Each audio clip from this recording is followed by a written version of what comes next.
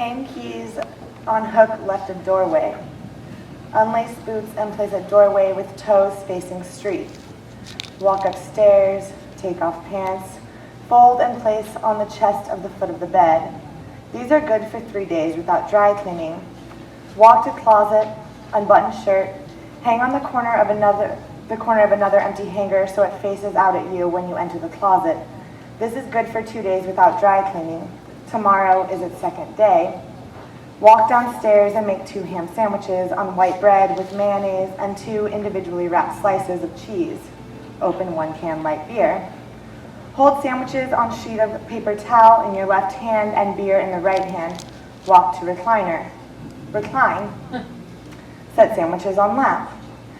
Put beer on coaster located atop a 2-in-1 lamp side table. Pick up remote. Turn on television. Search through directory of recorded programs. Choose selected recorded program. Watch. This is Brian on days after he works. On days he does not work, he makes an egg sandwich with 2 medium fried eggs on toasted white bread with 1 leaf iceberg lettuce, 1 sliced tomato, mayonnaise on both sides of sliced bread. He eats this with exactly 2 half-drink cups of black coffee. He drinks 1 halfway down until it is in temperature somewhere between hot and not hot that he despises. Then he gets up from his recliner, which is where he eats while watching his programs, and walks to the kitchen to fill the coffee mug to the top.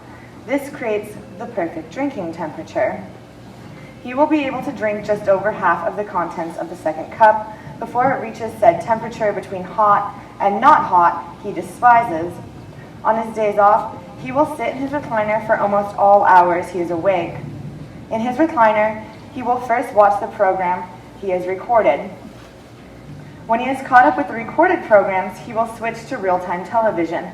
The program is always ultra reality when reality becomes ultra reality. The show is filmed in real time for 12 hours of every day, meaning he is almost always in a constant state of being outside of real time and is instead always in the progress of catching up to real time. The show follows mostly young people who are ultra real. There are some characters his age who are also apparently ultra real. Brian, however, is skeptical that anyone his age possesses the ability to be ultra real, seeing as he himself is not ultra real. The screen projects a screen. On this projected screen, a man and a woman sit across from each other with another screen between them. It is apparent, by no other clear demarcation other than common familiarity with the ultra-real and by its viewers and their understanding of its language, that the 2 on either side of the screen are lovers. No words are heard. One could mistake the projected sounds as lack of sound, as silence. But for devoted viewers, there's a very specific buzz permeating out of the screen, or of its speakers, and penetrating the room in which the viewer and television are located. The buzz changes tonally as a closed-lip conversation takes place between the 2 lovers. They're discussing a sort of apocalypse that has torn apart 2 lovers, but which has in fact brought them closer together.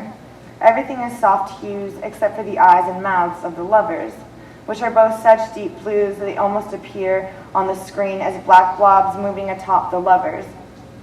The apocalypse, one of what they describe as one of many, as in they will continue forever to be in a constant state of existing and end, has just broken up 2 of their best friends. Both of these lovers, the ones broken up by apocalypse, were once lovers to the lovers on either side of the screen. A high-pitched buzz takes place, and the viewer knows that things between the 2 lovers are the best they've been. The 2 lovers unplug themselves, and the screen between them lifts up like a theater backdrop. The 2 disappear, and the screen buzzes for a moment in the slight green between blue and yellow. One can no longer see the lovers, but knows they exist still in the room. There's a 2-inch white spot on Brian's television. It looks like it could spread. He knows this is not part of ultra reality when reality becomes ultra real. It is not the right color. He gets off the recliner and walks to the screen where the white spot has emerged. He touches it and feels nothing other than the fine ripples of TV screen. He kneels down to look at it and is so close that he cannot see it. It is blended into the images projecting from his television. For a moment, he watches his program like this, but he gets the sense that this is not real, that this is disrupting the reality and he cannot stand it one bit. This patch emerging whose sole intention appears to be manipulating Brian. It is awful. He gets up and paces back and forth until his feet begin to burn from the carpet. He makes it back to the recliner, sits, and closes his eyes, willing the spot to be gone when he opens them again. He opens them and looks at the screen.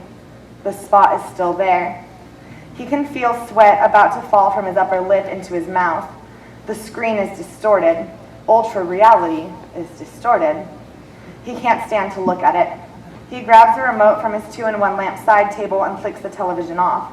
It is just past 2 a.m. There is no one who can help him resolve this issue at this moment. In his mind, he sees a clock like the ones on scoreboards at sporting events flipping time. Time that's displayed like this appears to carry more weight than normal time. This, for Brian, is all the time he is losing from ultra reality, all the time he's being set back by and will have to spend hours not sleeping in the days following to catch up to. Tonight, he will not be able to sleep. He will get in his car at 6:52 a.m. and drive for 5 minutes to the electronic supply store by his house. He will wait another minute outside the locked and chained doors of the electronic supply store until someone lets him in to purchase a new, unblemished television. He just hopes that it is his television and not his recording device malfunctioning and projecting the white spot. If it were, he could lose days of ultra-real information.